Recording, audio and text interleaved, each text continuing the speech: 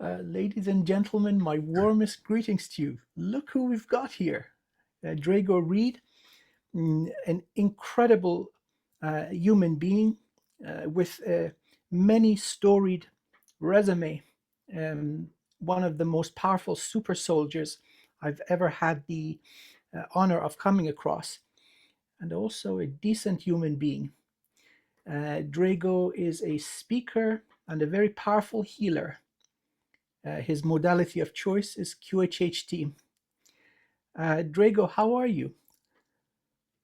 I'm here, man. I'm showing up every single day. I'm entering life. I'm waking up with no energy, getting my 47 minutes of sleep, and just waking up, doing what I got to do and not bitching about it. You know what I'm saying? Just I'm Yeah, here.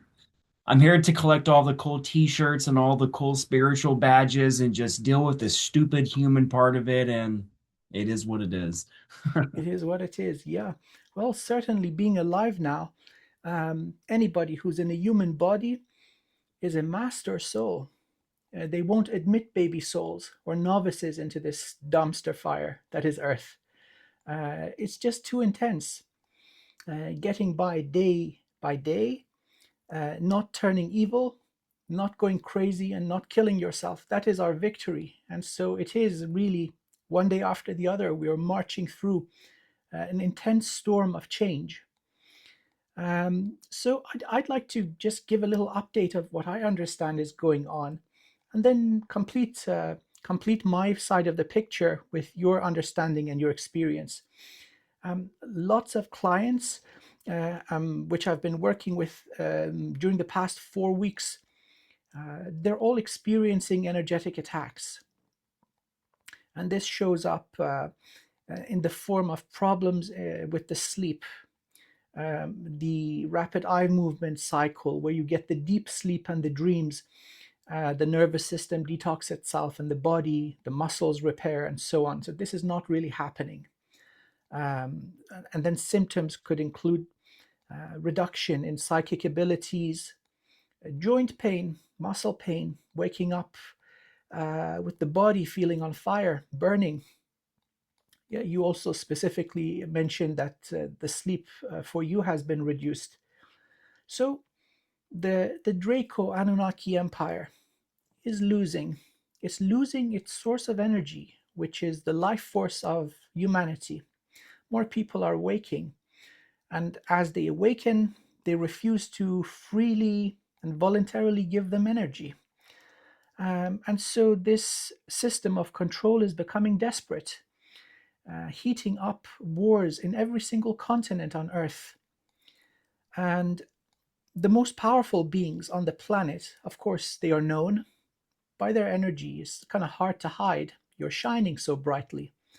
And so there's a blanket approach, like carpet bombing, heavy and intentional energetic attacks on the most powerful souls on the planet. So if any of our audience has been experiencing problems with the sleep, with rest and recovery, that's pretty much it. And kudos to you if this is the case, because you're transmuting a lot of poison for the collective. And this is no small task. It's worth it. Now, moving forward, these parasites, they're going to turn on each other, going to cannibalize each other.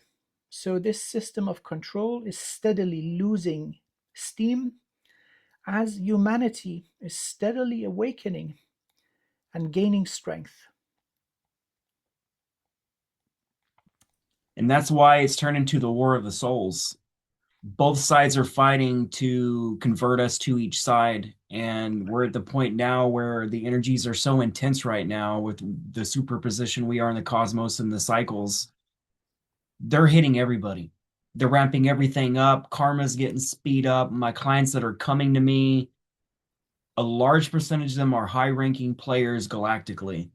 And we've noticed that they're deploying a lot of trickery. The Draconians are infiltrating a lot of my QHHT sessions, and it's getting to the point where they're making it overt and to the point where I have to battle them And I've got to metaphorically and quite literally pull out my claws on video and threaten them. And it's to the point where I realized that they're scared of me. They're scared of my power. And the way I threaten them, because they know I'm not joking. When they come into my client sessions, they're hurting them. They're using technology on them. My clients are breaking down crying. The draconians are strangling them astrally, preventing them from speaking, preventing them from getting their memories, preventing them from fulfilling their karmas, their agreements. And they're just keeping us in these cyclical loops where we're caught in the Groundhog Day. It's insane. And it's to the point where humans have had enough. Just like you said, we're humans are some of the most powerful beings that ever existed because of all these genetic programs on the earth. We're the great experiment, which means a lot of these star systems, they truly fear us because they don't know what we're capable of. Because sure, you can test us, but like we're in the unknown, we're in the Wild West right now. Because with all the research and all the knowing you've ever done with the Akashic Records, how many times has something this major really happened at this scale and this rate? It's very ramped up. Everybody feels it. Everybody. It feels energetically heavy. It feels like not just the invasion happening across the entire world with all the other countries, it's an invasion of the darkness to the max. And Correct. like they're testing all of us. That is And we correct. got to the point where we stopped accepting it, and the everyone's fed up. Everyone is now fighting back. Everyone's Yep. tired of being lied to. Everybody's being told to take this injection to to do these things, and it's like we're done. We're done. We're done trusting you. We no longer trust the government. We no longer trust the people in charge. We no longer trust the university professors because they take part in Operation Mockingbird, the Rockefeller medicine, the Rockefeller blueprint. So it's to the point where we have to risk our lives to take our power back for ourselves, because in order to free myself, I free everybody. To Yes, free a single soul is to free everyone. that is And correct. coming into this life, I wanted to help heal and to wake up as many as I could. But I realized the number I want, I won't necessarily attain it. And I was good enough with awakening one person, because one person will awaken another. They'll pass that candle, light more flames. Next thing you know, all their buildings are lit on fire galactically. Yeah. This is the time for us to rise, take our power back. We can't be all love and light. We can't keep having conferences where it's nothing but love and light. We have to That talk is about the spot on. darkness. The SSP, the galactic stuff, it's a lot of darkness, it's a lot of slavery. And I call a lot of these conference producers out, the ones that just want to do the love and light, where they say, my material's too dark. I mean, you mean my material is too much of the truth? Is that what you're afraid of, to talk about what they do to children, how they enslave us, how they manipulate us, augment us, make us forget that we're source? So like, enough is enough, man. That is spot on. It's really reaching the point where the blade is gone through the soft tissue and it's hitting the bone, and that is the right time now for divine anger, righteous divine anger, because there is a place for love and light, but that does not supersede the importance of self preservation. Our first and most important duty, sacred duty, is to preserve that divine spark within us. And we must consider that all love starts with self love. This is not greed or toxic selfishness. If we are at a diminished state, we're not in a position to do good by ourselves or by anyone else. We're one of the other prisoners in the jail cell talking smack about the merits of freedom. And so, therefore, we need to be at a state of awareness, of health, of well being, so that then we may help others. And that is when the love and light comes in. We're neglecting the importance of being healthy, being sovereign, being aware, and being free. Now, this is in the form of non-violent disobedience, meaning that we are not part of the problem anymore. This is easier said than done. So, liberating oneself from the system of implants. So, these are non physical implants. Without exception, all of us have these. And if you clean yourself out through a number of different effective procedures, you go to the mall and you come back, you pick up something from somebody that just walked past you, or you cross over a certain part of the earth with sacred geometry, you step on a landmine. So, injuries and implants, entities, many of these things that reduce our effectiveness in pulling through maximum life force and weaken our connection to source, this is ongoing. So, it is so important for us to seek correct information that points us to true north. That true north is connection to the beloved source of all things. This is way beyond any religion or dogma or system, because we are aspects or shards of that infinite source. We are divine. We are creators. This soul that animates the body is something very special. So, preserving that is the most important responsibility we have, and through taking action to achieving maximum health and cleanliness of energy, and this also applies to the body, then we are in a position to help everybody else.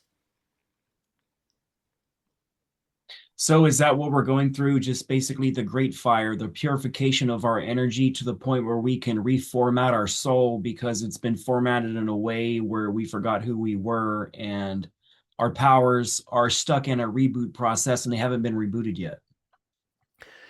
That's one of the major attractions of Earth, as it is a magnificent school for very evolved souls, those that are at the brink of a major um, evolution or upgrade in their rank.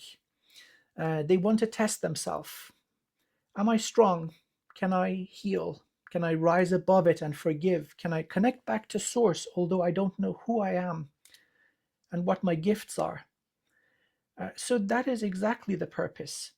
Um, Self evaluation and breaking free of delusions, of distortions, belief systems that don't serve us. You talked about that divine fire, most certainly so. So that is one of the most effective. And I've got 5 2s on the clock, 22 centigrade, 222 in the morning here in the UK. So that's auspicious. The divine fire is the mechanism of purification and balance. Health is the outcome of balance. When something is out of whack, down the chain of cause and effect, it hits the body and it manifests in some sort of dis-ease or malfunction. Um, this requires work. Now, there is not one single correct way to climb a mountain. There are many ways. And the method that worked for me really well is from Vajrayana Buddhism, process of mantra and mudra. You repeat words of power. It is repeated exertion of free will. And the effect is like a drop of water, but you've seen a drop over time bores a hole in granite. And so that's this approach. It is not fast. As we heal, it's not easy, but we are so much better for it. Now, the thing is that souls come at many, many different levels. So, for example, for yourself, um, you took immediately to the Vajrakilaya. That is advanced spiritual work, very advanced. And then the more elementary stuff, it seems like your soul said, okay, come on, stop insulting me. What's this baby stuff you're giving? So we really need to research. I want to give a shout out to a very, very beautiful spiritual grandmaster. Gentleman's name is Francois Lapin, spiritual name Mahavajra. So I learned the Kujikiri about a decade ago from him. So I just want to give credit where credit is due. It's an ancient system, goes back to the very um, aftermath of the Ice Age. And there are elements of this in all continents and cultures. Repetition. So, my understanding is you get rid of the chakra system. This is like a series of USB ports that you can plug in, harvest energy, and unplug. Then you achieve the crystalline energy body. Finally, you achieve the rainbow body. And that's why the chakras are like a trap in this human body. It's a way to contain us and to manipulate us, and it's not something that's natural. It's kind of like draconians. They have mostly red chakras. Like it's all just in alignment for just the root and fear and rage and protection and harm. And like that's it's correct. Like you're not going to have these systems in the light body outside of this physical part because it's not part of that control system. That is true. So, just an example, if this is the location of the heart and this is the solar plexus, these two centers in the default human setting are separated, they're discrete. So, you have to build up charge, and then bzzzt, you get a little bit of energy through. This is not how divine creation works. Nature, a divine creation, is continuous. You can keep zooming in as far as you wish, and you still find this continuity. Or you can zoom out, looking at the scale of a galaxy or the universe, you still find continuity. So whenever you see discrete equidistant sampling or punching holes, that's sign of technology, where they can't model infinite reality. So kind of in the center of the zone for the heart, which is related to consciousness, not love, a hole is punched. And so then through this, let's say, USB port or portal, energy of the heart can be harvested. This is how they get the most powerful beings, by the way, through the heart. The trauma happens by the people we love the most. And so our shields are completely open. They get you at the heart, and then the energy of the heart is reduced, it is harvested. So a bad breakup 20 lifetimes ago may still be draining energy. And then we've got the more primitive stuff, which we share with the animal kingdom. This is very evolved. Evolution is high technology, but the animal consciousness relates to the root and the tanden. So air, water, food, shelter, reproduction, money. So living in animal consciousness means you're in survival mode constantly. And so that is also one of the most common types of energy taken from humanity, the theft of the Kundalini energy. 85% of our species suffers from this. So there are all these obstacles. And then we have more evolved types of implant beings that are sentient, but they are constructed, sentient AI that attack the crown. And then, especially when we have super soldiers, I mean, without exception, the super soldiers are super. They're very special beings. And so that's why they are drawn into these programs. We may have things attached to the entire spinal column, looking like centipedes, crown chakra implants that would resemble something like a jellyfish with all the little tendrils going through the central nervous system and so on. This is not to evoke fear, but awareness is key. And then there's the whole process of human evolution. We've gone through about 30,000 extinction events, going back hundreds of millions of years. We're not the first version of human, by the way. And so this awakening process is not easy. It's not going to be initially pleasant, but it is required. Then the journey of healing begins. And this all starts with the willingness to be free. And I've noticed a lot of these extinction events. You said there's been over 30,000, right? We're starting to see that this is the blueprint for evolution. We have to have these extinction events, these cycles, because we found out that humans get complacent and lazy over time.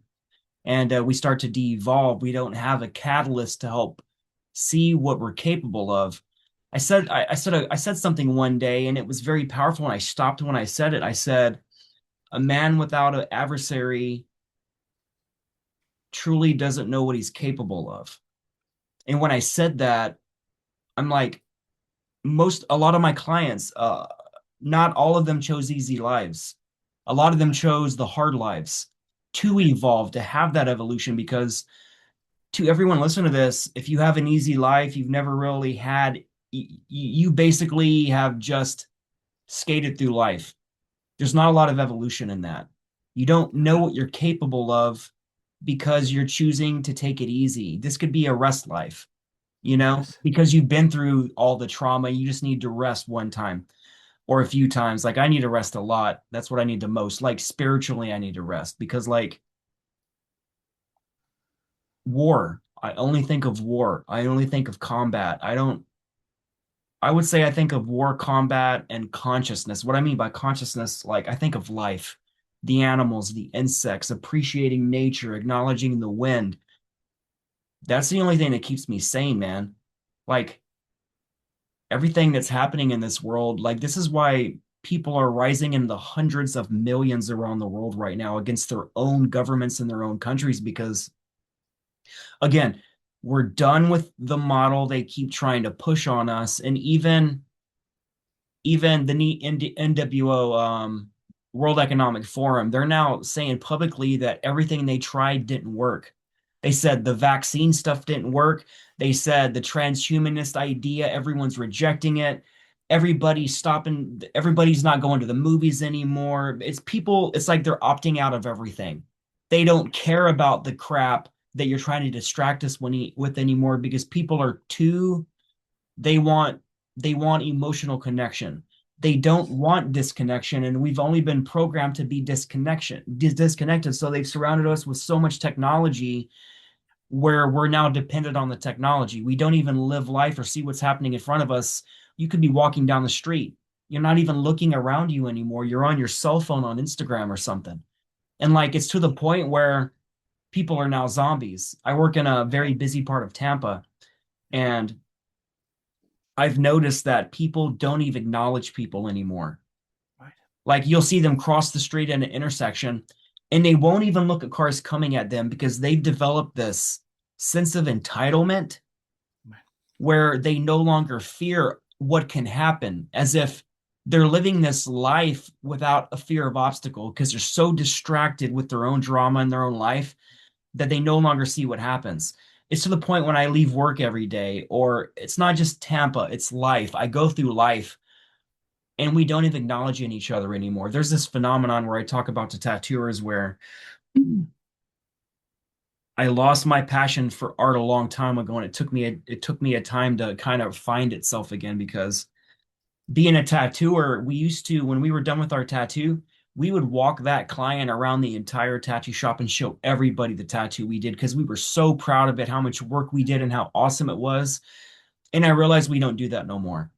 We don't look at each other's work. We don't compliment each other's work. I do. I will single people out, but I've noticed the phenomenon of people acknowledging you, genuine compliments of how hard you work. You don't see it anymore. It's almost that people just don't care anymore. They're only focused on their own life, their own drama, their own distractions. And that's where we need to wake up. We have to start acknowledging each other. Like I say this all the time about it took me a long time to stop being a lone wolf. I became a lone wolf because there's safety in being a lone wolf. You don't get people killed. A person in my position, I have to command a lot of people. And that's a lot of anxiety. I'm good at commanding people. I'm good at leading people. I'm a leader. I am not a boss. Even the businesses I owned in the past, I never acted like a boss. I acted like a friend, you know?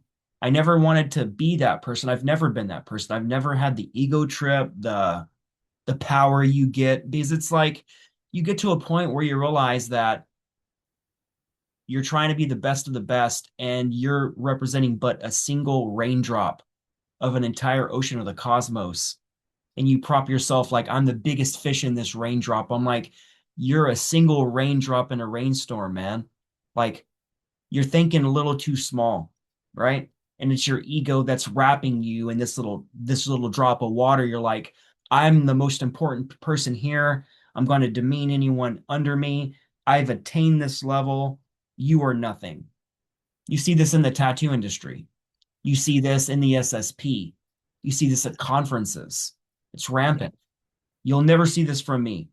The people that don't know me, they'll watch my videos. They'll truly not know me. And then they say, this guy, he's crazy. He's schizophrenic. He's making all this up. Who believes this shit? You know? It's to the point now where the cognitive dissonance is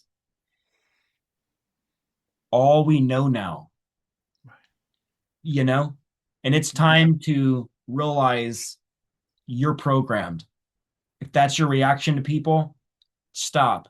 And I realized it one day. I started realizing that when other artists would show me their work, I automatically went to find the flaws in it. I look at the line work first, I look how even the line work is, and I stopped appreciating the art. And I realized, what the hell happened to me, man? Like, what the hell happened to me? And that one existential moment made me think, oh my God, I'm the problem. I got lost. So now when I see other tattooers making art, when I look at the tattoo, I don't see the flaws anymore. I understand that flaws is part of what we do. Nothing is perfect. No tattoo is truly perfect, no matter how good you are. And we have to stop trying to find perfection because that's the brainwash, that's the program. We have to be perfect. No one is perfect, man. This is what we're here to do. If we've evolved to the point of perfection, we no longer need lifetimes, you know? So that's where I'm at in my evolution now. And I can sit and appreciate the small things now. I can see art for what it is without thinking the mind and the ego and let it control what I do. So now I found my passion back for tattooing. And it took a long time to find that, man, because when I moved from Texas in 2015, I wanted to quit tattooing because it's very physical. It's very hard. Yeah. We don't get time off. We don't get medical insurance. We don't get benefits like other jobs do. So like tattooing can take your soul, man. And if you frame it in that way, it'll take like I just realized I've been tattooing 25 years. Like a quarter of a century has passed by just like that. And I'm like, where has my life been? Where have I been? You know? So I guess the older we get, we shed all this stupid egotistical stuff that truly doesn't matter, and we appreciate the small things in life because the big things, they truly don't matter. It's the small things about people that you miss the most. I had a dog named Leonidas because I resonate with King Leonidas. I would die for my own people like he did. I even have King Leonidas tattooed on my thigh. And I just got lost what I was thinking. I thought about how Leo died. He actually drowned in my own pool. And it was really traumatic because Leonidas, he always hated water since he was a puppy. He never wanted to be in a lake, not like an average dog. They want to go swim.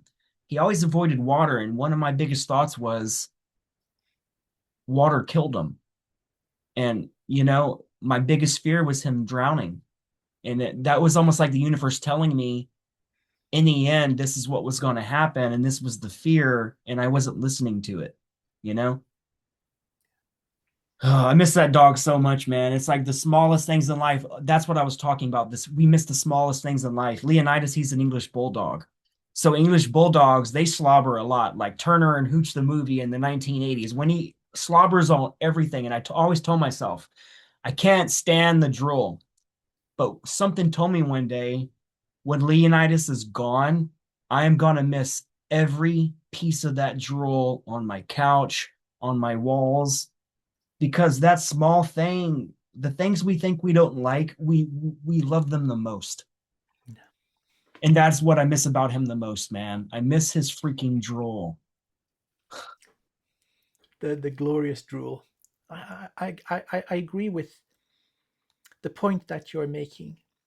These little things will pass us by if we are in zombie mode. And it seems that there's a big push to keep us more and more engaged in fiction, in the virtual, which is not true reality. It's really a distraction.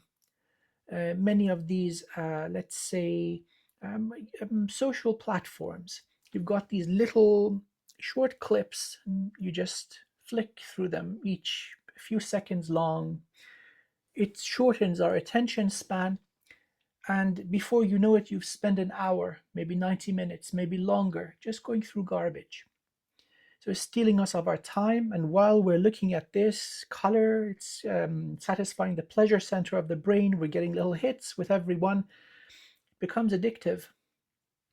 So looking at what would be the stages of our awakening and evolution.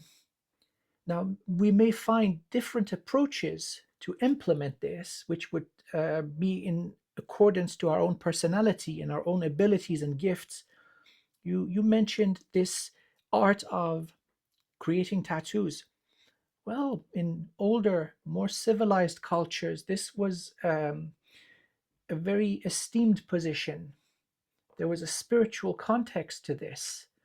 And a tattoo would signify a major achievement. It would have a spiritual meaning, often connecting the physical realm to the non physical, the divine realm. And so, by the artwork on the skin, you would take one look at a warrior, for example, and know exactly who this guy is or this lady is. And so that reverence is gone. The connection to spirit is gone. This is our problem, because we're not just talking about um, ascended masters and guides or benevolent beings like angels or connection to source for that matter. The greatest catastrophe is that we are cut off from higher aspects of ourself, the infinite soul, which contains all the wisdom of many lifetimes coming through. And so we must start from the basics.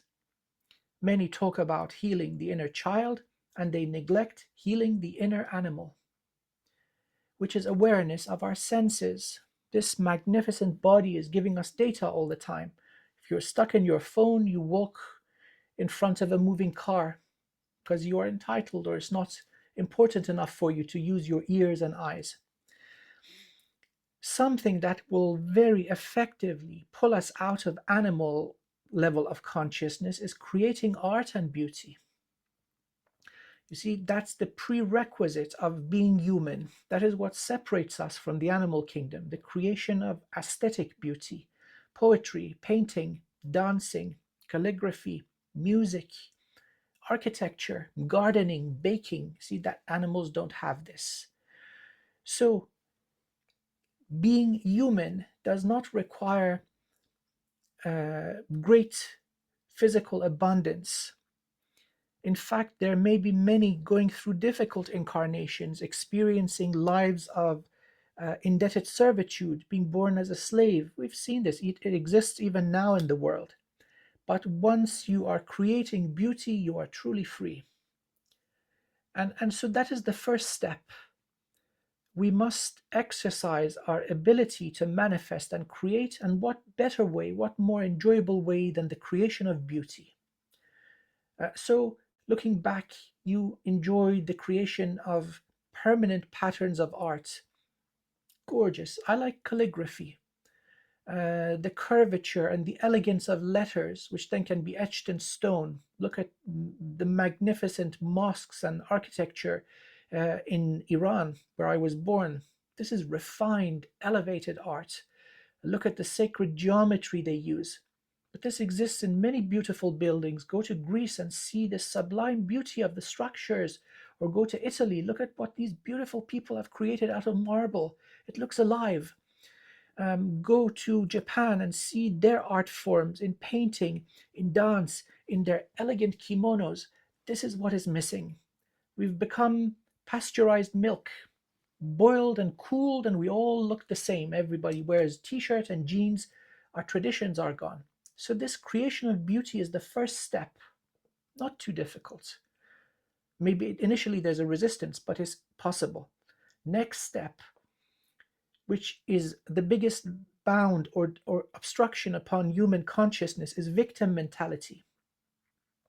People blame their place of birth, their parents, the education system, government, God, everyone and everything, but taking responsibility that you have the ability to improve things. You're not a victim.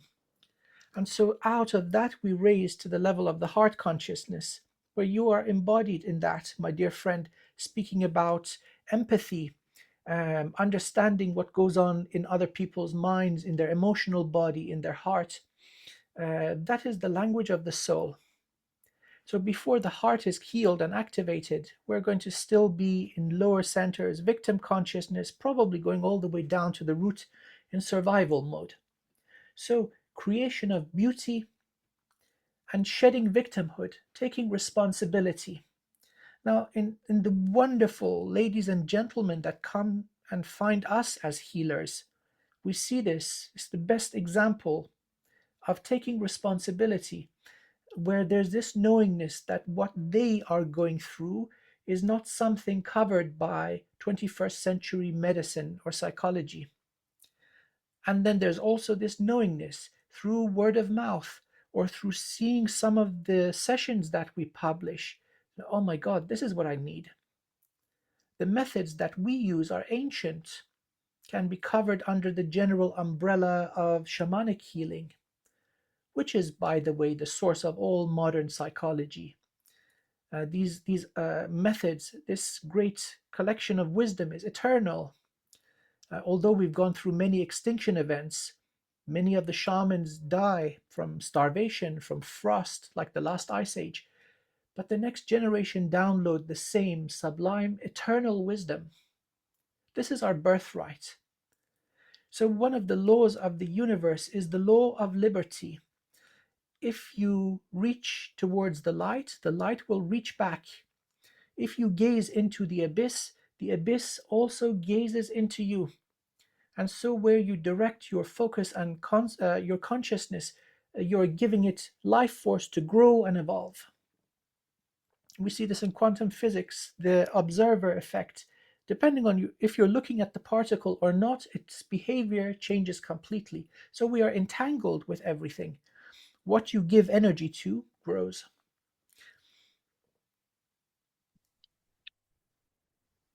I love when we have these conversations because it's all existential stuff. It's all about just acknowledging the simple things. And like, that's the key to awakening with everything. People are too distracted from the external and from the savior complex. Like, you're right, everyone are victims.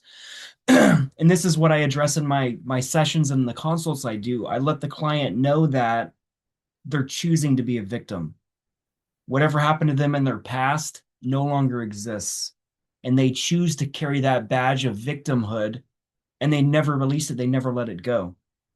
And it's to the point where this is affecting a large part of the planet because we're programmed to not to forgive people. And a lot of times where we think we truly forgave them, we find ourselves constantly thinking about that person and what they did to us. So that truly shows us you never actually forgave them. And this is why a lot of clients, they're just like you said, they're stuck in their root and their sacral. Every time I'm doing a QHHT session on somebody, I do a body scan. The higher self checks for imbalances. And almost everybody is almost severed directly above the sacral. Their heart's cut off because they experience so much pain, so they no longer trust. Their voice is cut off because they were put in a position where they were told they no longer matter, so shut your mouth. So they don't know how to speak anymore, so that's cut off. Then that cuts off the third eye. It's a cascade effect. It starts cutting everything off. And it gets to the point where I show the client, I'm like, you're choosing to stay the victim. And forgiveness is the highest thing you can do. It doesn't matter what someone did to you. People have raped me in this lifetime in the programs, and I have forgiven it. I'm not going to hold on to that, man. Like, you can't. That is, I agreed to go through a lot of this in order to uncover this truth. And you can't say that you're a product of that one moment, because You're only choosing to be the person that no longer exists. So most people, when they come to me, they're stuck in a loop from the past. They're experiencing all these physical pains that show they never left the past. So Right. most people, most of the planet's not even living in the now. They're worried Right. about the future. They're focused on the past. So their mind is truly never in the moment. And that's why they're disconnected. That's why it's so hard to talk to people these days. Everybody's so distracted with the future and the unknown and the past and what happened to them that we it affects our friendships. It affects the way we work. It affects how we are as creators, you know? Like we have to realize that victimhood is a title you bestow upon yourself. It's not given to you. It's something that is not processed and you don't heal. You know what I'm saying? And a good part of my life, I was a victim and I had to kill that part of myself and I became a new person. When I left Texas, I killed the previous version of who I was and everything I didn't like about myself. And I started achieving all the things I wanted to achieve because I started letting go of the distractions. Mhm. Everyone knows what I'm talking about the distractions. It's the cell phone, it's the social media, it's Facebook, it's sex, it's drugs, it's distraction. You're numbing yourself because you don't want to acknowledge Yes. the now Right. because you're running away from the past. Yeah. And And the person I it am takes many now, forms. Yeah. the person I am now, I no longer care about the past because I'm not going to trap myself in that timeline. I give my clients the analogy. I always give a client this analogy. This is like the alpha timeline of neither, this is complete, this is like average. Over here, you start popping into timelines like self abuse, patterns where you won't leave, abusive relationships, bad jobs start popping in this timeline. It gets worse and worse. And due to your decisions, you just keep getting lost and you're going more and more into this negativity. While over here, you have all the timelines that already exist of your potential, but you choose to hold on to these relationships, to these jobs, to this toxic shit, and you won't let it go. And all it takes is for you to make a choice to just let it go. You start Yes. merging over here because now you're not allowing this to hold you back like a magnet. The polarity is pushing you away from who you should be. And that's what I like to teach people because I live it, man. I did it. You have to be the most powerful version of yourself in your mind in order to obtain that timeline. You can't just want something, you have to create it in your mind. And this really only applies to people who's not really being manipulated by the programs and extraterrestrials and technologies because they block our powers, man. We have implants for this. If you can't create something like me or you, Amir, and let us go run wild on Earth and let us uncovering the secrets of the cosmos and us bringing the dragon fire to burn everything else they ever built. Yes. Yes. So just get to the point where you realize you are the freaking problem. You're the reason why you're a victim. You are the reason why you're holding on to the past. You're the reason why you have injuries in your ankles, nips, and heel in your knees because like you won't remove what is killing you, what is drowning you. If you're in the relationship and you're staying for kids, you're the problem. I know that sounds harsh, but if you want to be stuck in lifetimes where you keep repeating the same relationship with the same children and the same abusive pattern, that's on you, man. I've done sessions on clients where this is their 50th something life with the same abuser. And all they had to do was choose to just leave. But they were threatened. I will find you. I will kill you. You will never leave me. And all it took was them to make a choice to know that they would be safe. And boom, they just pop here. The abuser disappears as if he never existed or they die or they stop affecting you because you get to the point evolutionary where their harshness no longer affects you.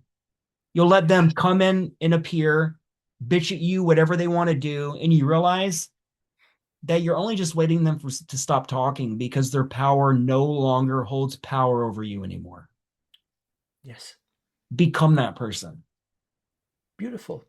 Nobody has power over us unless we give it to them.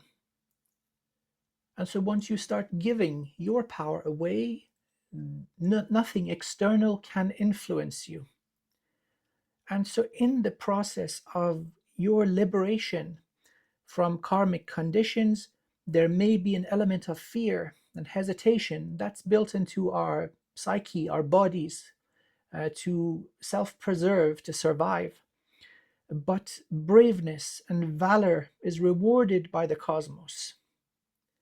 So you show that iota of courage, and you're going to receive blessings and encouragement in the most beautiful ways, unimaginable ways, once you purge the abusive type of relationship. You're opening space in your life for something more beneficial to come in. And this is acknowledging your ability to change and improve. It happens, this shift in timelines, it happens with decisions. Do I go left or right? Do I leave or do I stay and take it? That decision is where the timelines split. And so, in one moment, if you know that all love starts with self love, and that an abusive and harsh relationship is beneath you because you are a mighty human, being treated with love, respect, compassion, forgiveness, this is your birthright. And yet, we have gotten used to subpar treatment. Our parents the same, their parents the same. You see, these are bloodline curses moving forwards. They're patterns that are passed on both in nurture but also in nature, and beyond that, in bloodline curses that perpetuate. Certain races of people have common patterns of self harm because of ancient trauma that happened in a certain part of the world. This is a real thing too. Now, the beauty of this is you can change, you can improve, knowing that you deserve better. Be brave and put your foot down. Consequences be damned. The fear of pain is worse than pain. And we need to learn to be brave once again. Standing up for what is right, setting boundaries in a respectful and yet unshakable way. That when these boundaries are crossed, you will not accept it. In a peaceful, elegant, and polite manner, you excuse yourself. This other being is not worthy of being in your presence. So I want to share something that without exception will benefit all the people who are hearing this. These words of power. So first, how to heal the inner animal. First, clearing the root, which is mastering your senses, your emotions, and your instincts. That the mind, the brain, is getting all truthfully. So my mind sees all things truthfully. This is one of the mantras of power. So repeat, I see things truthfully. I'm not subject to distortion and illusion and trickery. And then I use all things available to me correctly. Animals do this. Many people have forgotten, but it is within us. And so once the inner animal is healed,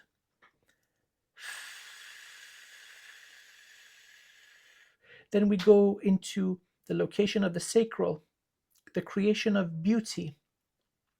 So, Vajra Manataya Swaha, my mind sees all there is truthfully. Ishanaya Yantraya Swaha, I use all things available to me correctly. Jita Rashi Yatra Jiva Ratna Swaha, I overcome my shortcomings and base nature. So these instincts and emotions, we've mastered them, and they do not rule us. We don't act out of anger, out of fear, out of hatred, jealousy. So this is the next key. If you come to anger and lose control, you are still in animal consciousness. So learning how to control yourself. This is very important because through our emotions we are manipulated.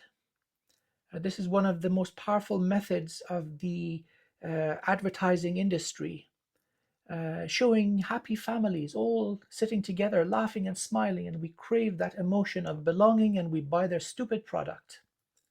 Master your emotions and you will not be manipulated by human, by demon, by alien, by technology.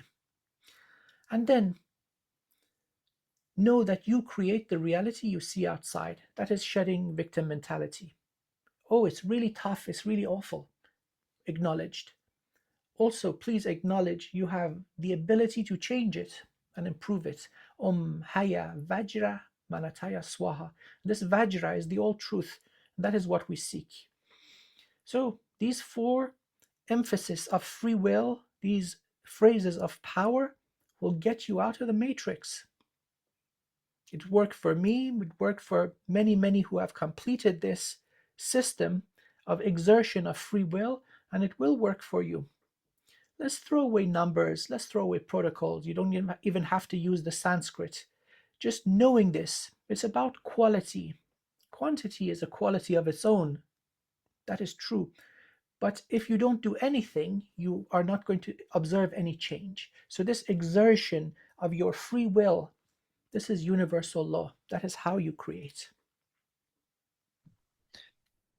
The mastering of emotions part, that is probably one of the most important things to master on this planet, because I think in most incarnations, because if we can't master how we react to stimulus, once we're in the non-physicality, if you let those emotions go over, they will harm instantaneously.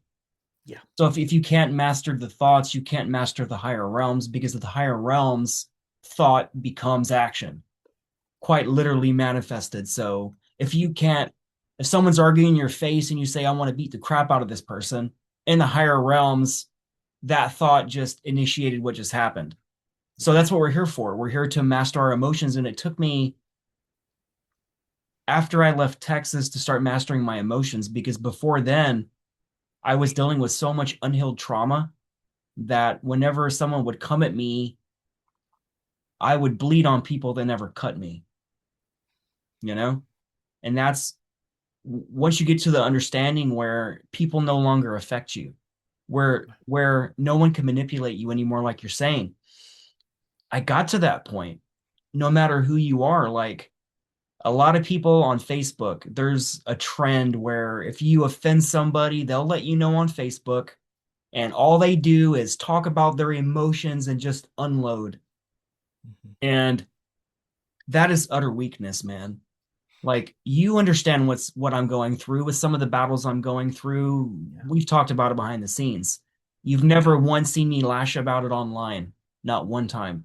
I've never lost my cool, even though I've been overtly attacked, singled out, basically crucified in certain respects.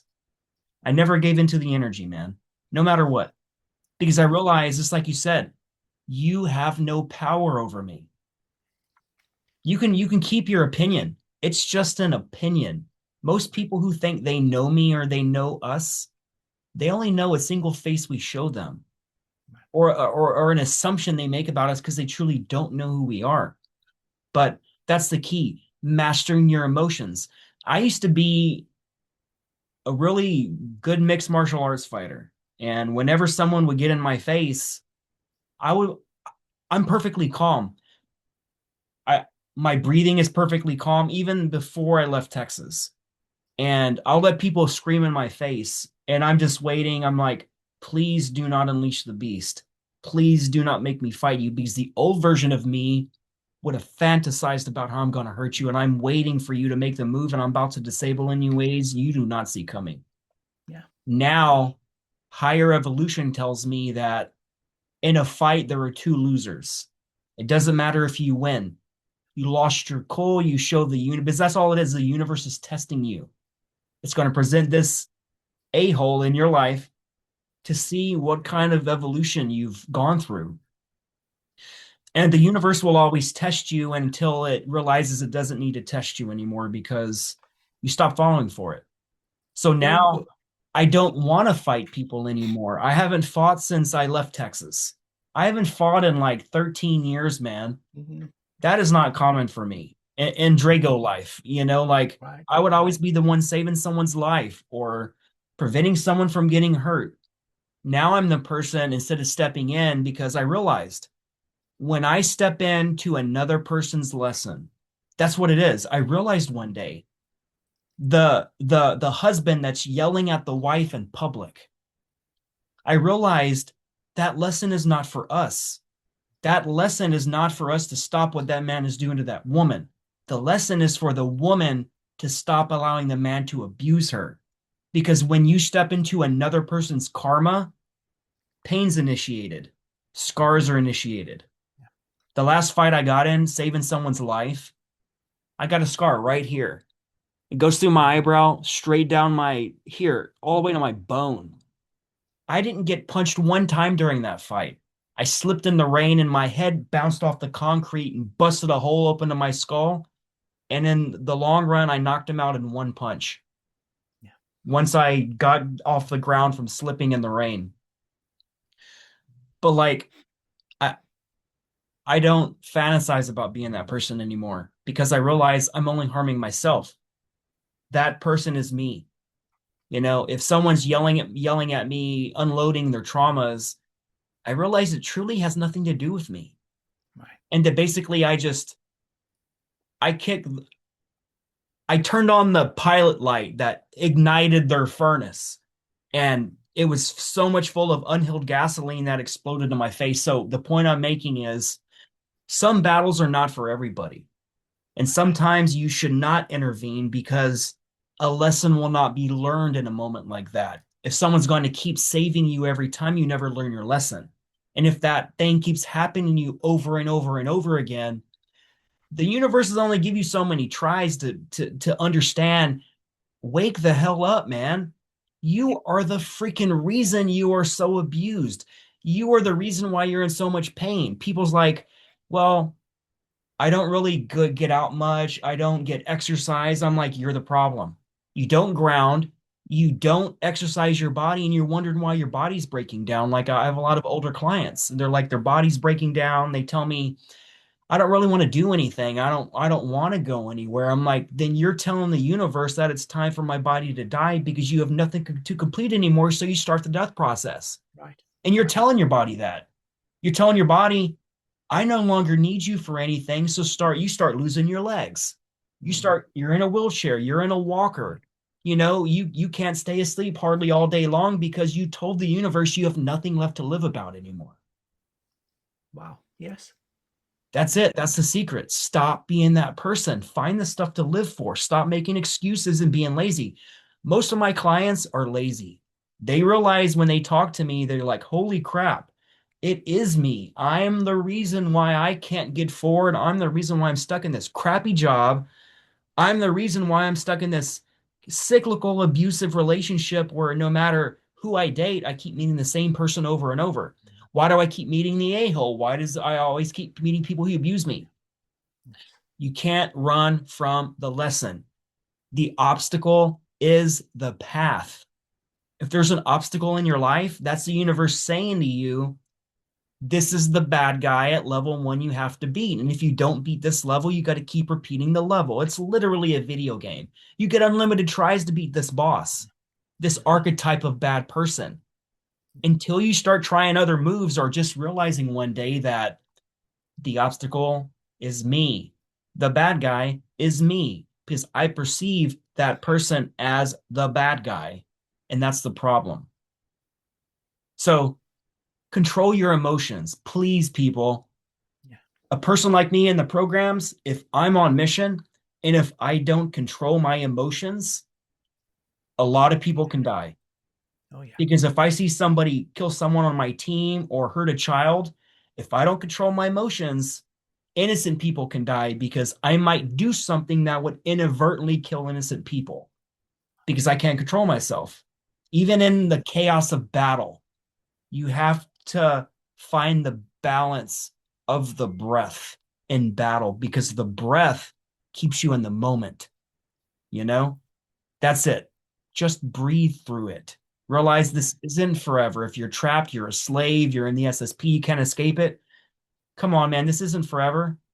They've had me a long time, but it's it's but a few grains of sand in the whole context of the whole universe, man. It's not forever. I'm multidimensional. I'm not just Drago.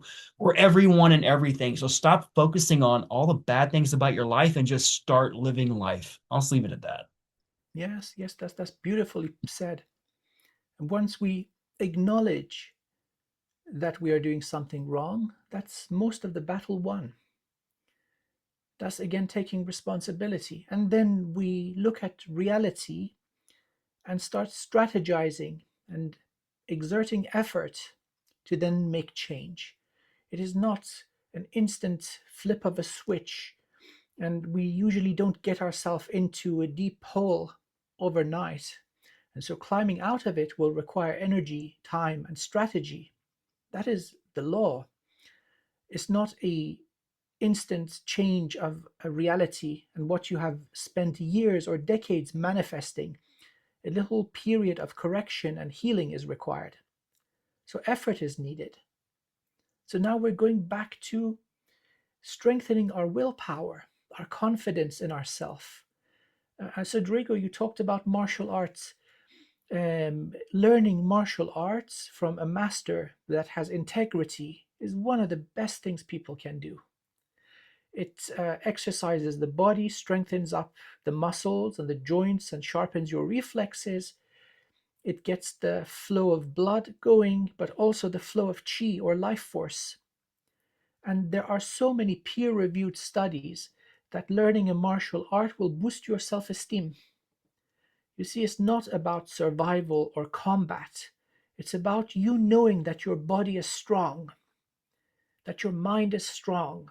See, that's the self esteem part. Again, solar plexus, your self worth. You start getting in better shape. Your self image, your residual self image starts improving. See, if you let the body go, you know it's not good.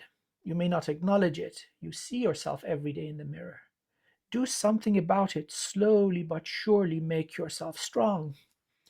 And this requires effort. If you just let it go, like Drago said, the body starts giving up. What am I even alive for then? It is the strength of your will that brings about strength of manifestation. This is going to resonate with you, Drago. If you come across 100 warriors, you're going to be the last one standing. Because no matter how you are injured, how much pain is inflicted upon you, as long as the heart is beating and you can hold your sword or your weapon, you're not going to stop. Maybe they kill you and that's the end of it, but you're not going to allow that. And so you're going to cut through 100 opposition. This also happens in the non physical realms.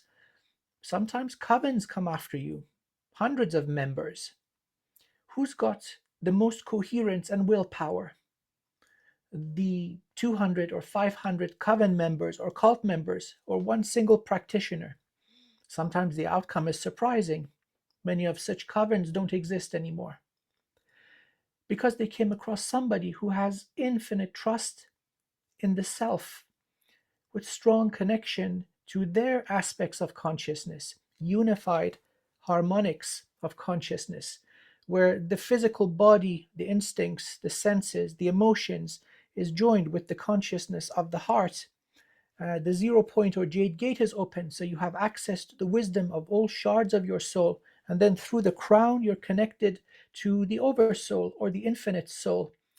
And then going up even further, you're connected to source.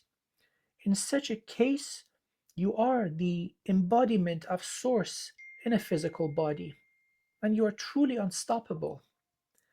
That is what the mighty human is, and that is what this terrible system of control is trying to force us to not remember. Yet, once a certain thing is seen and felt, it cannot be unseen. This is the way, and this is why it takes master souls to come into earth. The level of the difficulty is intense. This is really like a university level.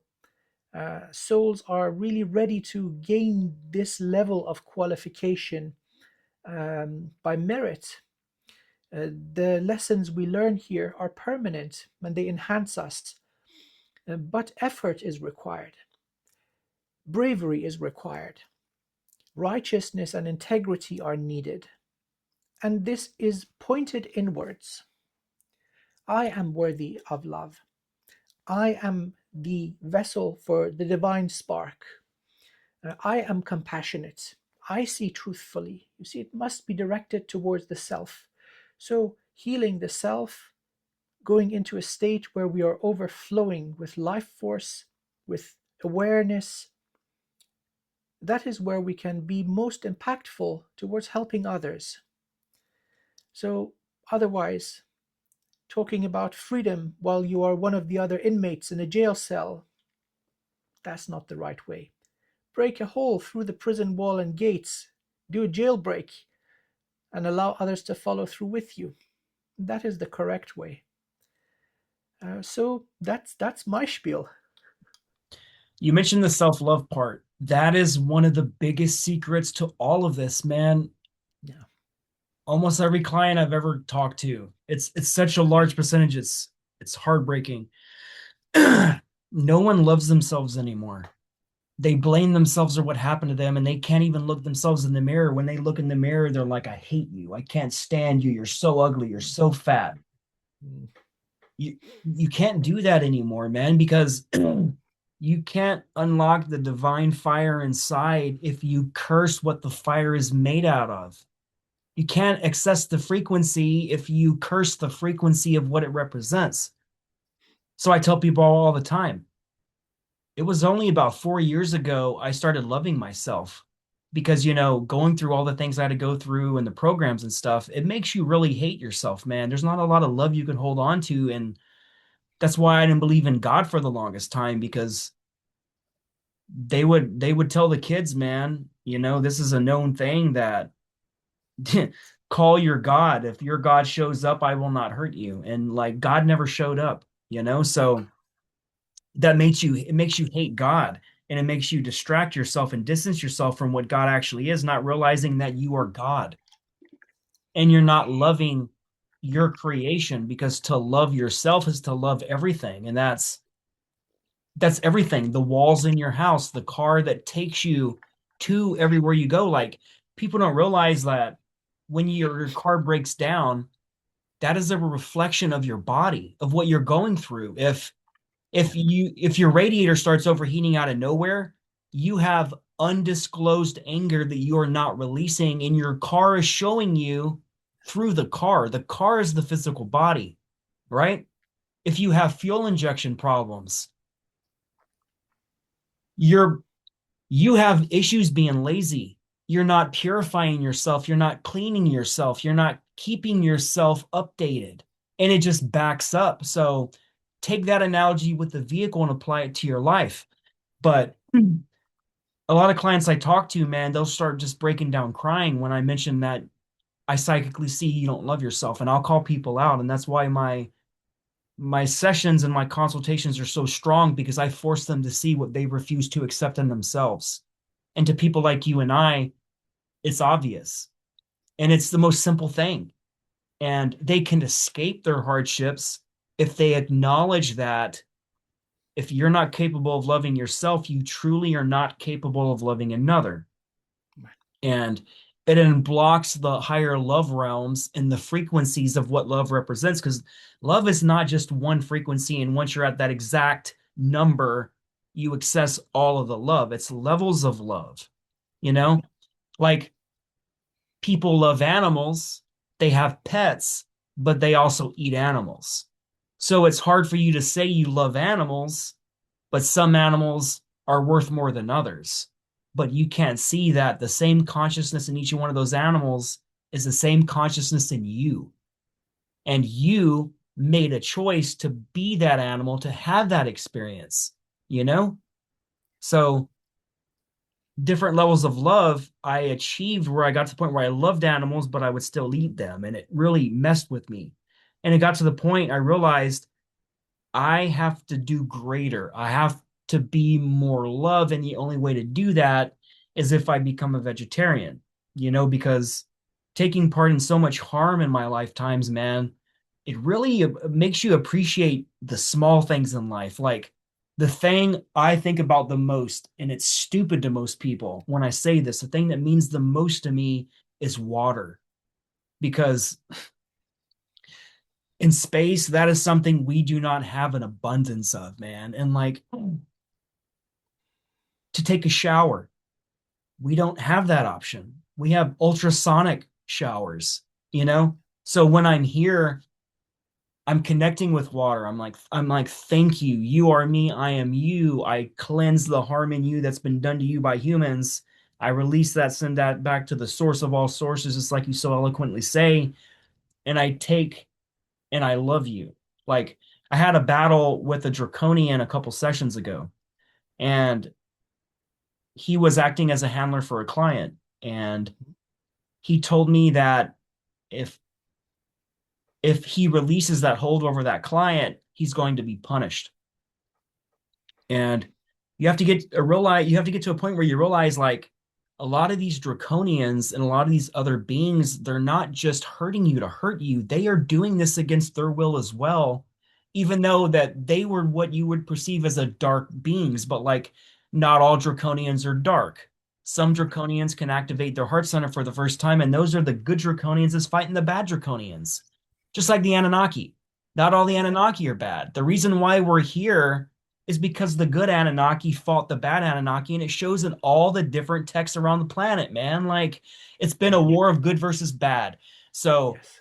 people need to stop saying that reptilians are evil because that is stupid. It's freaking Uh, stupid, man. It's racist. Reptilians are different than mammals. It doesn't mean they're evil and mammals are good, man. Like Yes. I have a reptilian energy overlay on my body, but I have a Lyran heart, you know? Yes.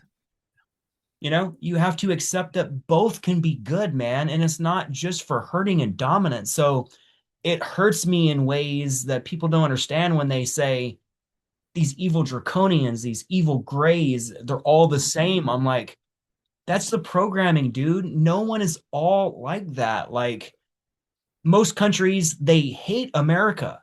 And I didn't know that until I started traveling the world. I started asking, why do they not like Americans? And why do they treat me differently when I'm in foreign countries? And they told me more than a few times, basically, we're the world's terrorists. And I never saw it from that point of view until they told me. And I remember I was in a taxi in Dubai, and I was with my ex-wife, and we were staying in Dubai before we went to Australia. And on the taxi drive to our hotel, when we left the airport, I heard on the radio it was in English. And the taxi driver was listening to it and says, the Americans bombed another school, a bunch of children died. And it's just like, to see it and hear it from that point of view, I was just like, it affected me. I'm just like, oh my God. And like for them to call us colonizers and world terrorists, and it's just like, oh my God, man, like I see that now. Like we have destabilized almost every country we ever tried to save, and they never truly came back, you know? But like if you get to know an American, we're not warmongers. We might live that lifestyle. We might like to wear camo like I'm wearing right now because it's a lifestyle thing. We're not militants. You come to America, you realize we're not like that. It's Yeah.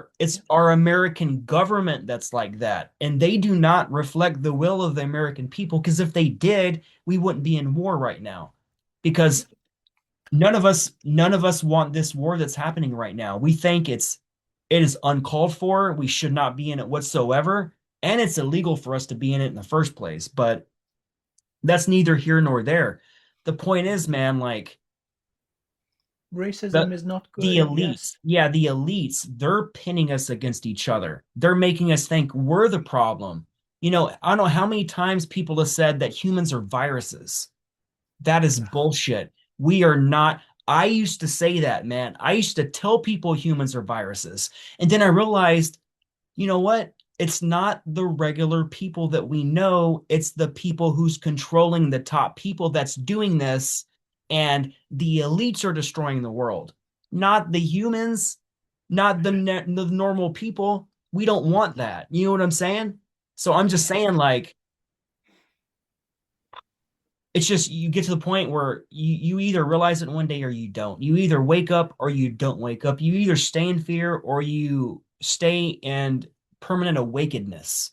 You know what I'm saying? So if you could take anything from our words or anything we've ever evolved into with any show we've ever done, with anything we've ever produced in any book or any awareness, the small things are key. Leaving the trauma, forgiving yourself, and also forgiving others, because we tend to forgive others more than we forgive ourselves. And most of my clients, they never forgive themselves, and it hurts me, man. Like to see people constantly cry, and I'm an empath, so I feel their pain. And like that's a blessing. It's not a burden. Because to know someone else's pain, I can only know that pain if I've experienced it, you know? Yes. So I'm just good holding space for people because I understand. I understand what you're going through. I understand more than you will ever imagine because the agreements I made to be on this planet, I've experienced more than most people will ever experience in lifetimes. But you Yes. know what? The obstacles made me strong. Choosing the easy lives, like we said, staying in fear.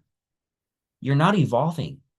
You're going nowhere. If you want to go to this cool 5D Earth, you're the problem why you're not there yet. You either made an agreement to stay here at the end, to be the warrior in the end, to be the soul that will walk people to the battlefield and into the afterlife. That is what I'm here to do. Well, beautifully said. Yes, we've got to be aware. The honest truth is, no matter where on this beautiful earth we're living, we have more in common than things that are different about us. We care about our families. We're trying to earn a clean living, get by, try to improve the conditions of life for the next generation. And for the most part, we are successful. And this is true that there is a system that puts us against each other to a point where this incredible distortion of seeing other human beings as subhuman occurs. We've seen this happen frequently in history. So that hatred is the path, a dark path to great suffering. And again, for my wonderful American brothers and sisters, I'm Iranian. I say that there is only love for you, beautiful people, that your contribution to the well being of the world is acknowledged. Nobody thinks that you are the source of the problem. I need to say this in all honesty, that we also acknowledge that you are suffering like us. We all suffer together, and we shall all improve the conditions of life for each other and together. We just need to gain awareness that hatred is not the way, forgiveness is the way, and caring about the well-being of others is the way. See, if we cannot treat members of our own species in this compassionate and harmonious manner, how are we going to deal with aliens? Right? Something comes with two heads or a different number of legs, or is actually quite different to the humanoid structure. How are we going to treat that sentient being? It may be coming to give us incredible insights and technology. But if we kill it as soon as we see it, we're not worthy of that level of interaction. So we have to think about these things. First and foremost, we need to get our own house in order. And right now, our own house it is overrun by parasites. The control system on Earth, which has been here for the better part of 500,000 years, the intense conditions of the matrix, we are the ones that will help ourselves. We are the ones that will help each other. Now, this journey of liberation and ascension as a species, for us to take our rightful place amongst the ocean of life that's everywhere, it starts with the self. It starts with self love. Most broken people do not love themselves. And so, this outpour of toxicity and harm is a reflection of that. So, something really powerful that we can all benefit from, regardless of what level of evolution we're at. This is unified. To repeat that I am most worthy of infinite divine love. We have to emphasize this worthiness is beaten out of us. We really are not at fault here, where everything that we learn and the culture we inherit beats us down. We have to acknowledge we are worthy, that we are worthy of infinite divine love, and then this will be the immense source of healing, at least the beginning of the journey of healing and evolution. When you said that, I actually remembered the moment that I chose myself and to start loving myself. I was in Texas and I had went through the previous 8 years bulimic, and I would purge multiple times a day and I would hide it from everybody. No one knew I was bulimic because I was always like the bigger kid growing up and stuff. And that's a side effect of being abused in the programs. It's like you put on this energetic weight and it reflects this physical weight so you can protect yourself. People need to hear this. It's if you have any weight on you, more than likely it's because you're holding on to something that no longer exists. It could be that it's currently in your life with some kind of catalyst, a person making you feel a certain way, or not loving you, or seeing the beauty in you. But you have to get to the point where you realize that if you can't lose weight, it's because you're holding on to the past. And you were truly harmed when you were young. And the only way I could escape that is to be bulimic, because it allowed me to overindulge into the food, because when I was in the programs, we were starved. And that taught me when I got out here that I love food, because we never got to have like a large selection of food. It was like a lot of it was dog food, cat food, and other things. But like, that's why I'm obsessed with seasoning. You come to my house, you hang out, you come hang out. I have like so much seasoning, and like I love to cook, man. I am a cooker. I cook like 7 days a week, man. But it getting out of the bulimic stuff, like I remember I looked in the mirror one day and I just started crying because of what I was doing to myself. And I looked myself in the eyes and I saw that my reflection was hurting. And I was doing it to myself. And I saw myself as separate from myself, as if seeing your body for the first time separate from your consciousness. And it hurt me in ways that I didn't anticipate. And I'm like, you know what? I can't escape this. Now it's time. Stop being lazy. Stop using bulimia as an excuse to not go work out, to stop overeating, to stop blaming yourself for the shit that you cannot control in your life anymore. And it freed me, man. It freed me in ways that I can't explain. And only someone who defeated bulimia knows what that means. And like most guys would never admit that. Most guys don't suffer from bulimia. And the ones that do, you will never know. But like to all the females that go through this, I understand more than you can imagine. I get it. But you get to the point where you realize that you're only doing it because you hate yourself. It has nothing to doing about attaining the body you want to attain. It happens to be because you don't love yourself. If you could truly look in the mirror and accept who you are and your body and say, you know what? People love me no matter what. People are attracted to me no matter what size I am. It doesn't matter. Know that as the truth, because when you don't recognize that as the truth, you walk around in life pushing people away. Like having RBF. Uh, yeah, resting B face. I don't like cussing a lot, even though I cuss because honest people we cuss, but like that's the secret, man. Just realized do it for yourself. Stop living life for other people and start prioritizing yourself for the first time in your life, and realize you are more important than anyone else, even your children, because if you don't take care of yourself, you're dead. Your kids are on your own because you prioritized everyone but yourself, and the universe saw that, and you'd be like, you know what? We're just going to remove you 20 years earlier than your plan, and we're just going to repeat this level next time. You've had enough trauma. You're just going to die. And when you wake up next time, you're going to meet the husband that abused you again. Let's give you another try. Stop it. Just stop it. It's insane. Look in the mirror, say, I forgive you, I am sorry, and mean it for the first time. Cry. Look yourself in the eye and just cry. Stare at yourself in the eyes for 5 minutes. Don't talk. Just look. Observe what feelings come up. Those are the feelings you have to heal. That's it. That's the secret. Whatever feelings come up, that's what you're here to do. I have goosebumps on my thighs right now just Yeah. by saying not I mean it's on my like my legs is like on fire with like You've just "Yee!" spoken the all truth. That's when we get the goosebumps. It's the body reacting to that energy of truth. That's very powerful. And so I think both of us, coming from different backgrounds and going through different paths, meeting at this point in consciousness, in space and time, I think we both acknowledge this. All love begins with self love. Self healing, all healing begins with self healing. The methods I use, I've worked on these because I wanted to use them on myself. Journey of healing, getting over lots of shadow, different levels of abuse also, and overcoming them turned me into a healer.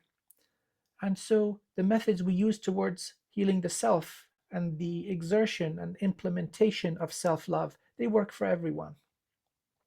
And so looking back at this whole thing, it's not too bad after all, because the price we pay to heal is to feel what it is we're healing.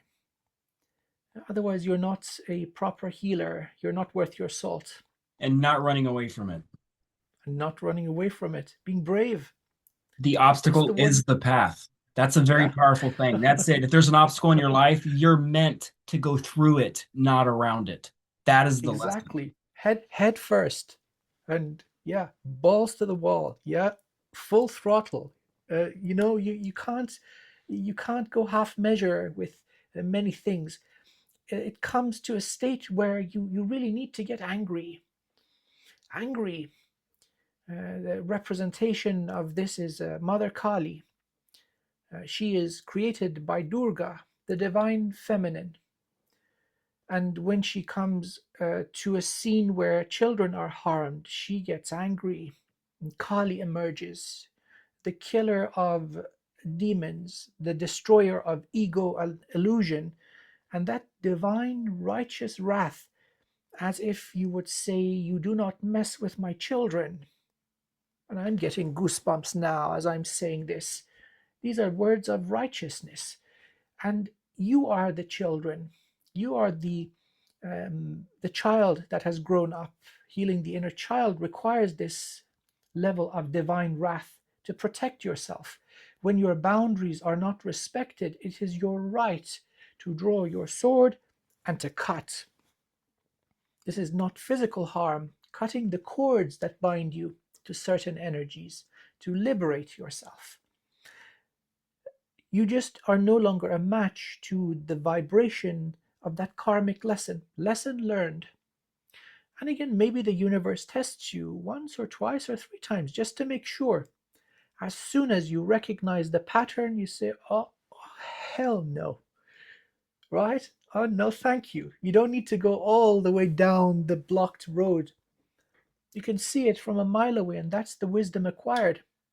And then the universe will not test you with that anymore. You've gained the wisdom. And so this is not just for the sake of this incarnation. As Drago also said, next lifetime you'll be presented with the same thing. It's like a tumble dryer. You're going to tumble until you're dry. And maybe they pull you out of the dryer, test you, see if you're dry enough. Oh, no, no, you haven't learned. Back into the tumble dryer you go another few lifetimes. Let's see if you learn. And eventually you're evaluated. You've learned the wisdom, and then you graduate to greater lessons beyond the exertion of self love. Now, this is no easy thing. The most powerful beings that I have seen are susceptible to this, let's say, going the way of sacrifice. And this is wrong. Our first responsibility is honoring the divine spark within us. Anything that dims your flame is poison. drink from the cup that is the most beneficial to you. You have to realize that the cup you're being presented is a trick. And if you choose it, that means you're choosing the same cycles. I was thinking earlier, people say, is your cup half empty or half full? And I say, the cup is an illusion. The water, the cup, the air, the energy is all equal. It's only a perception of where you are in life. And that perception can cause you to stay in the cycles or to evolve from the cycles. So you have to see that you create the cup yourself. And if you're only choosing one or the other and not realizing it's unlimited options, you're falling for the trick the devil played, you know? Like you have the trick of the devil is to convince you that you're nothing, that we're just a gnat with a very small lifetime and what we do in life truly doesn't matters. But just like Maximus said in the movie Gladiator, um, what you do in life echoes in eternity. So if a million years from now you read my Akashic record, you check my book out and you see who Drago was, you'll see that I did the work. And I did a lot of things other people didn't have the balls to do because I was brave, because it's worth my life, because I see others as me and I would die for anybody. I wouldn't die for a bad guy, but like innocently, I would die for an animal trying to help that animal not get hit crossing the street. It's not about me, it's about what humans will sacrifice to do for what is right. And I'm seeing around the world people put up these videos of people getting attacked in public, or they'll fake an abduction of a child and they'll be recording it's like a joke, and people will continually be walking by a kid's abducted, taken into an alley. No one ever helps. No one ever questions it. If someone's getting fought or they're fighting, a person's getting hurt, a elderly person's getting beat, a lot of people, they chose to just walk away. So sometimes you have to do what's right no matter what, because that wasn't random in your life. That was a universal test. And if you're going to allow all this darkness to take over your visual field and what you would perceive as your incarnation, that's a reflection of who you are in life, you know? So if you're going to be the person that never does what's right because you fear what will happen, then you're the problem. You're the reason why the entire human race does not evolve, because you act like everyone else. You see yourself as more important than everyone else. You know, what we do echoes in eternity. Those thoughts, those actions, anybody can check your Akashic book out and see what kind of soul you are. You know what I'm saying? I'm not going to be that soul. So, Drago, I think we've come full circle. Where can people find you? You can find me at fractaloflight.com right there at the bottom of the screen, and join my new podcast. I'm moving it's staying on Rumble, but I finally started my own YouTube again after it's been 8 or 9 years since they deplatformed me, but I'm back on YouTube again. Welcome to Amazing. reality. I'm back, people. So follow me at Portal to Another Dimension on YouTube, and let's go down the rabbit hole together, man. Let's have some fun. It's time to defeat them. Let's do it together. No more lone wolves. I would be Let's build our honored. Yes, team. please. We need each other. Yes, Start sir. doing it That's together. that's and I think people also enjoy these conversations on my channel. Uh, you wouldn't believe how many people just said we really love the interaction, the dialogue. It's coming from the heart, you see, and it's aligned. There's coherence here. It resonates with everyone, and so these are words of um, your brothers, wonderful ladies and gentlemen. We're your humble brothers, speaking words of truth, sharing emotion, what we see to be true. It comes from the heart, and may it find its way to the heart. And may there be many more of these. I would certainly love to do more shows with you. So, I'm Dr. Amir, Wizard of Wivenhoe. You can find me at wizardofwivenhoe.co.uk. Same name from my YouTube channel. It's been an absolute honor and pleasure. Thank you for your time, Drago. It's always a pleasure, man. I'm always here. Wonderful. So, to be continued. All right, guys, Have until a next time. have a wonderful time. Take good care.